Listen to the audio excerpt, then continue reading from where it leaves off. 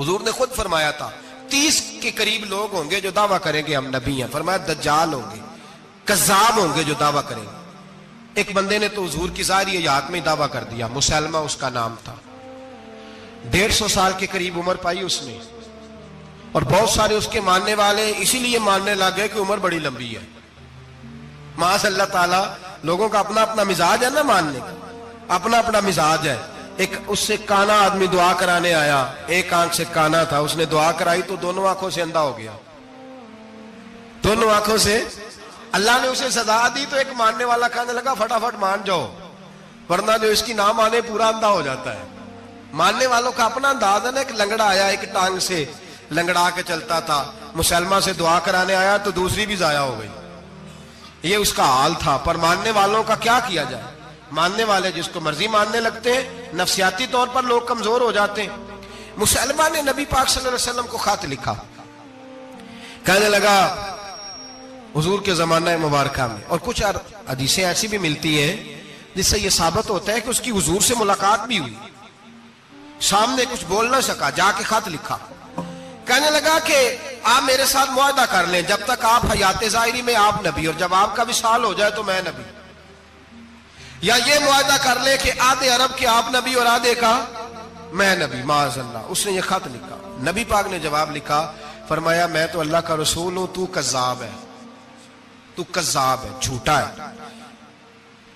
لوگ ایک اور بھی, میں ایک دن آرٹیکل پڑھ رہا تھا, کہنے لگے جی مرزے کے اب بڑے ماننے والے ہیں, اس کو کذاب نہیں کہنا چاہیے, ان کو دکھ ہوتا ہے. جو جھوٹ بولے اسے جھوٹا نہیں کہنا چاہیے. تجھے بول دے کیوں نہیں, تو کی پروگرام ہے, کہنا چاہیے کہ نہیں کہنا چاہیے, یہ ثواب ہوگا. اس لیے کہ جو نبوت کا دوچا دعویٰ کرے اس کو نبی پاک نے جھوٹا کہا ہے.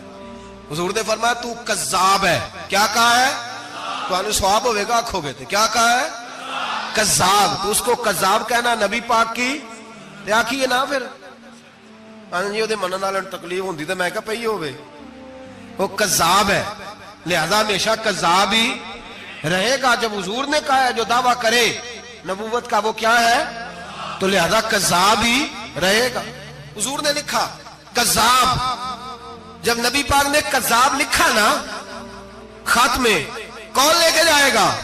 اب اس کے دربار میں جانا ہے, حالات بڑے خطرناک ہیں, اس کے گرد بندے بھی ہیں, اور اس کے گھر جانا ہے, مشکل مرحلہ ہے. ایک صحابی تھے چھابڑی فروش, سر کے اوپر رکھ کے نا ٹوکرا, تو مدینے کی گلیوں میں کھجوریں بیچتے, 11-12 بچوں کے باپ تھے. کون جائے گا؟ اور جسمانی طور پہ بھی کمزور تھے. فٹافٹ اٹھے, کھجور کھا رہے تھے, ہاتھ کھڑا کر کے کہا حضور کسی اور کی ڈیوٹی نہ لگانا, میں جاؤں گا. جب یہ لفظ کہے تو ان کے منہ سے کھجور کے ٹکڑے گرے صحابہ کے چہروں پر.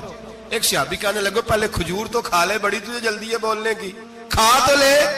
کہنے لگے اگر میرے کھاتے کھاتے ڈیوٹی کسی اور کی لگ گئی, تو کسی اور کی لگ گئی تو کیا کروں گا, جلدی ہے مجھے.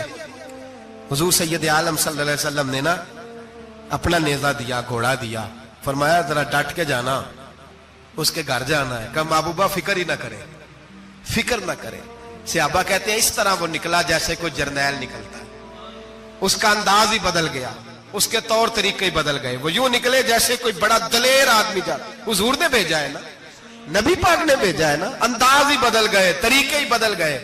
مسلمہ کے دربار میں گئے, وہاں ایک شخص جو بعد میں مسلمان ہوا, وہ بتلاتا ہے کہ جب حضرت حبیب بن زید پہنچے نا تو نیزہ ہاتھ میں تھا, زور سے گاڑا جا کے اس کے دربار میں, زور سے گاڑ دیا زمین پہ.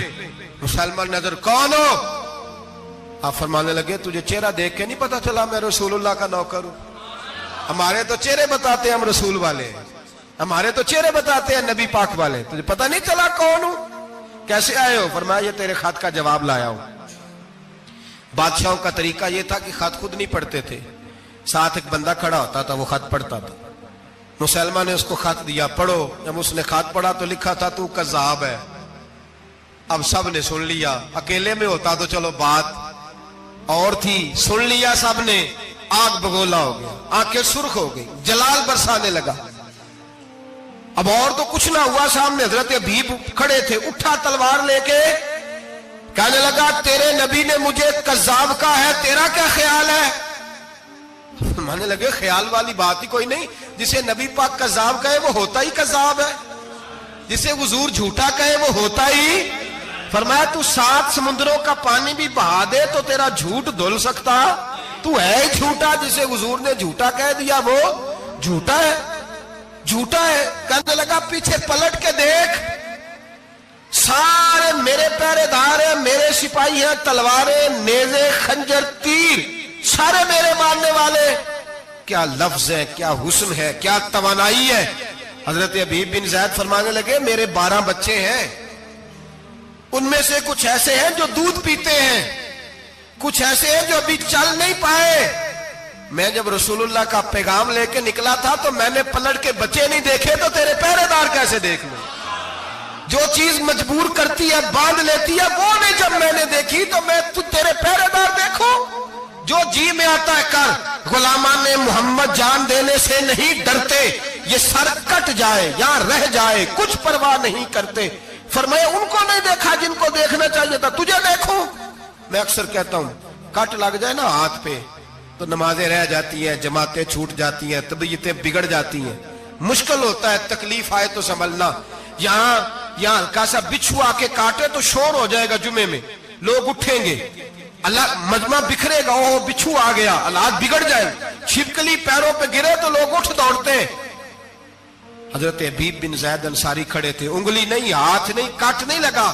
مسلمہ اٹھا، اس نے زور سے تلوار ماری، بازو کٹ کے گر گیا، فوارہ نکلا خون کا۔ او بھائی بچھو کاٹے تو سنبھلنا مشکل، ذرا تصور کرو ہاتھ کٹ گیا۔ حضرت حبیب بن زید کھڑے ہیں، کہنے لگا اب تیرا کیا خیال ہے؟ آپ فرمانے لگے تو بڑا بیوقوف ہے، ہمیں آزماتا ہے، ہمیں تو بدر سے لے کر احد تک ساری دنیا آزما چکی ہے، ہمیں آزماتا ہے، ابھی بھی خیال پوچھتا ہے۔ فرمایا میرا خیال وہی ہے جو میرے رسول نے فرما دیا ہے، خیال وہی ہے جو نبی پاک نے کہہ دیا ہے۔ پھر تلوار ماری، دوسرا ہاتھ کٹ گیا، ذرا سوچنا، غور کرنا، ٹانگ ٹوٹی نہیں، ہڈی نہیں ٹوٹی، ماس نہیں اکھڑا، ہاتھ کٹ کے گرا، 2 ہاتھ گر گئے، زمین پہ گرے۔ حضرت حبیب کہنے لگا میں تجھے قتل کر دوں گا، باز آ جا۔ آپ فرمانے لگے تو بڑا نادان ہے، ان لوگوں کو ڈراتا ہے جو سویرے فجر کی نماز پڑھ کے پہلی دعا ہی شہادت کی مانگتے ہیں، ہمیں ڈراتا ہے جو سوتے وقت التجا کرتے اللہ بستر پہ موت نہ دینا، میدان میں دینا، تو ہمیں ڈرا رہا ہے، چل جو ہوتا ہے کر لے۔ اس نے خنجر رکھا، تلوار رکھی گردن پہ، فرمایا میں کاٹ دوں گا۔ فرمایا کاٹتا کیوں نہیں، کاٹتا کیوں نہیں؟ اور وہ روایت کرنے والے کہتے ہیں مسلمہ کے ہاتھ کامتے تھے ختم نبوت کے تحفظ کے لیے، جب نبی پاک کے غلام نکلے تو جھوٹا دعوے کرنے والے کانپ اٹھے، کانپ کھڑے ہوئے، کہتے اس کے ہاتھ کانپتے تھے۔ حضرت حبیب بن زید کٹے ہوئے بازوؤں کے ساتھ بھی توانا تھے، قلم توڑ گئے میاں محمد بخش صاحب، فرمانے لگے او کچا رنگ للاری والا جیڑا چڑھدا لیندا رہندا، اے عشق تیرے دا رنگ محمد چڑھ جائے پھر نہیں لیندا۔ جب تلوار چلی، گردن کٹی تو رسول اللہ کی ختم نبوت پر پہرا دینے والوں کا اجر میرے رسول نے بیان فرمایا، میرے نبی نے اجر بیان کیا، ڈگری جاری فرمائی، سند دی حضور نے، وہاں گردن کٹی اور جہاں مدینے میں حضور کی آنکھوں میں آنسو آئے۔ یا رسول اللہ کیا ہوا؟ فرمایا میرا حبیب شہید ہو گیا ہے اور رب کریم نے اس کے لیے جنت کے سارے دروازے کھول دیے، سارے دروازے اللہ نے کھول۔ یہ سند جاری کی نبی پاک، ختم نبوت۔ مسلمان کا عقیدہ، حضرت ابو بکر صدیق نے ختم نبوت کے تحفظ کے لیے پورا ایک دستہ تیار کیا۔